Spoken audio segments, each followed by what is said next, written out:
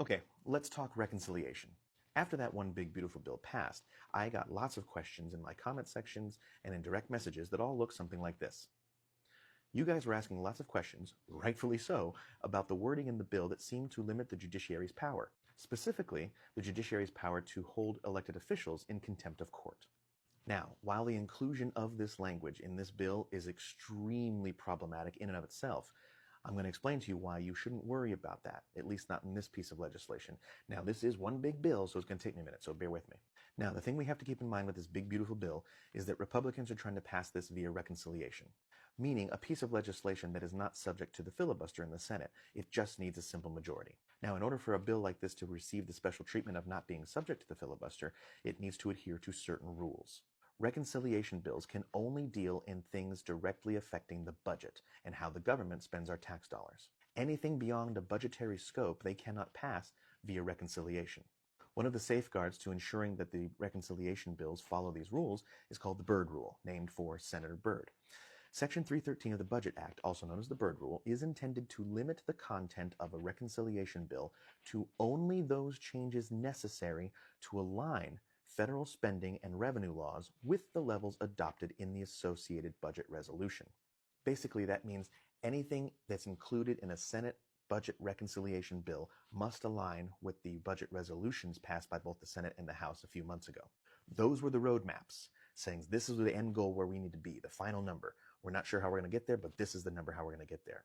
Then this budget reconciliation bill are the details on how we get to that number, right? So if any of these measures do not help get to this number, they cannot be included in the budget reconciliation bill.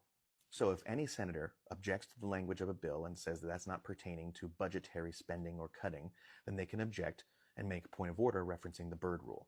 That's when the Senate parliamentarian comes into play. They are not a member of the Senate, they are not elected, they are a nonpartisan expert on Senate procedures and rules.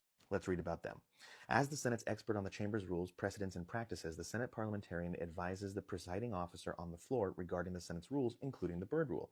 Off the floor, the parliamentarian consults with senators and their staff to include the preemptive scrutiny of legislation language that, if included in reconciliation legislation, might violate applicable rules, including the Byrd Rule.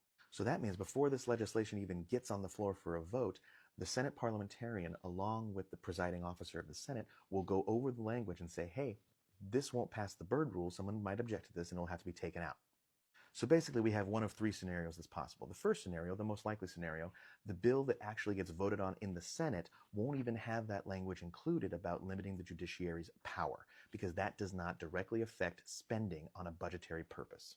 Scenario two is that language is included in the bill and a Democratic senator stands and objects, says that's not applicable via the Byrd Rule, parliamentarian will agree, and they'll throw it out. And here's the third scenario that talks about the privilege of passing a bill under reconciliation, meaning it's not subject to a filibuster.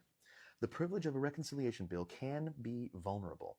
On several occasions, successive Senate parliamentarians have advised that the inclusion of certain provisions in a House-passed reconciliation bill were sufficiently violative that, if transmitted to the Senate, would cause the measure to lose its privilege and be considered under the standing rules of the Senate to include cloture. What is cloture? A vote to avoid a filibuster. Meaning if there's language in the bill, like, let's say, the judiciary not being able to hold elected officials in contempt of court, if that language is in the bill, it no longer can be passed under reconciliation and it is subject to a filibuster, meaning it wouldn't pass because every Democrat would be against it and they need 60 votes to break a filibuster. So yes, it's terrifying that the Republicans tried to even include this language in any bill to begin with, but we do have rules in the Senate that will hold up. They are not subject to partisan politics, right? So don't worry about it, at least in this piece of legislation.